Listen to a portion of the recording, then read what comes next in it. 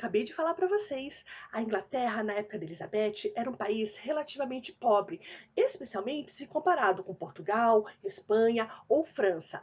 Dessa forma, a Rainha Elizabeth ela apostou fortemente nas cartas de corso, ou seja, conceder cartas de corsário para piratas ingleses, para que esses piratas ingleses pirateassem em nome da coroa inglesa.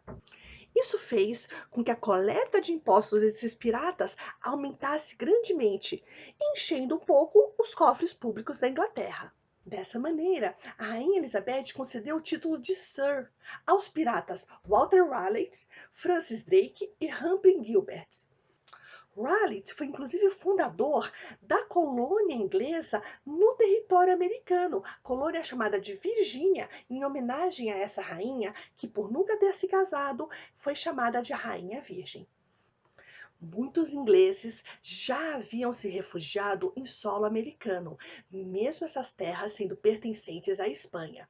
Então, Sir Walter Raleigh apenas oficializou criando uma colônia e dando nome para essa colônia, e apresentando a colônia para a rainha.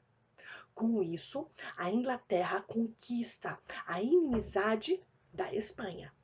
Dessa forma, a rainha Elizabeth entrou em guerra contra seu ex-cunhado, o rei Felipe II da Espanha. Nessa guerra contra a Espanha, a Inglaterra conquistou a ajuda da Holanda, que já estava em guerra contra a Espanha já havia algum tempo.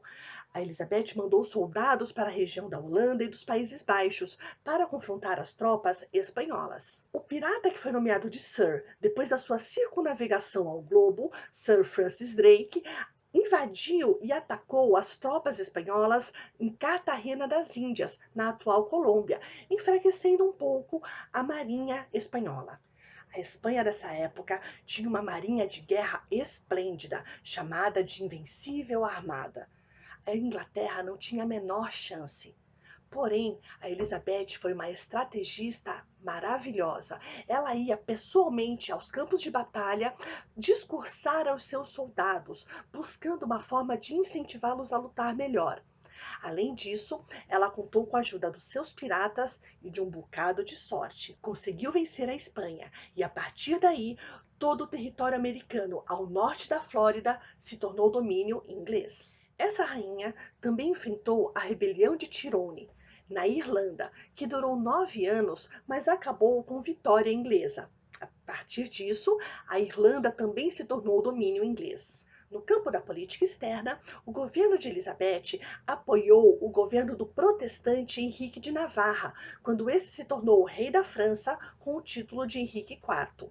Além disso, a Elizabeth fez acordos comerciais e diplomáticos com Ivan IV, Ivan o Terrível, da Rússia. Ela também fez acordos diplomáticos e comerciais com o Marrocos e com o Império Turco Otomano. Além desses vários acordos diplomáticos e comerciais, a Elizabeth incentivou seus nobres em solo inglês a cercarem as suas terras e criarem ovelhas, buscando aumentar a oferta da matéria-prima lã para as manufaturas que já estavam se instalando nas cidades inglesas. Além disso, ela também incentivou suas colônias na América a produzirem especialmente algodão, justamente pelo mesmo motivo, fornecimento de matérias-primas para essas manufaturas que já estavam se instalando, manufaturas têxteis. Ou seja, com essas medidas, a Elizabeth garantiu que as manufaturas de tecidos inglesas teriam fornecimento de lã e de algodão, um primeiro passo para o que veio a ser depois a Revolução Industrial.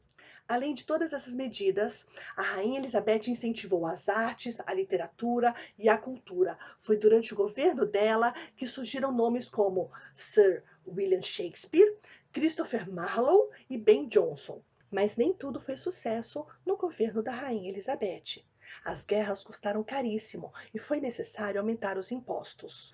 O fato da rainha não se casar e não dar um herdeiro para o trono da Inglaterra também fazia com que a sua popularidade ficasse cada vez mais baixa. A rainha passou a se mostrar publicamente excessivamente maquiada de branco, buscando causar uma impressão de figura sagrada. Ela dizia que ela estava casada com a Inglaterra e de que seus filhos eram o povo inglês. A popularidade da rainha aumentou após ela ter sobrevivido à varíola, doença que na época matava a maior parte das pessoas que a contraíam, mas isso deixou sequelas bastante graves na pele da rainha. Por causa disso, a rainha precisou aumentar cada vez mais a quantidade de cosméticos utilizadas. As maquiagens na época eram feitas à base de chumbo, substância tóxica. Então, com o passar do tempo, a rainha foi ficando com manchas cada vez piores na pele, problemas nos dentes, nos rins e perdeu até seus cabelos. Quanto mais o tempo passava, menos a rainha Elizabeth se mostrava inclinada a nomear um herdeiro. A rainha Elizabeth morreu aos 70 anos de idade,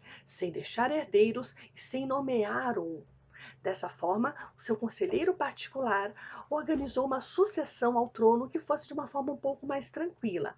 Dessa maneira, o sucessor escolhido foi o rei da Escócia, que tinha o título de Jaime IV. Na Inglaterra, ele assumiu com o título de Jaime I. Esse Jaime I era primo da rainha Elizabeth, filho da Maria Stuart, que tentou tirar Elizabeth a vida inteira do trono. Se você ficou com alguma dúvida, pode mandar a pergunta para mim, na dúvida da semana ou na aula online. Até mais!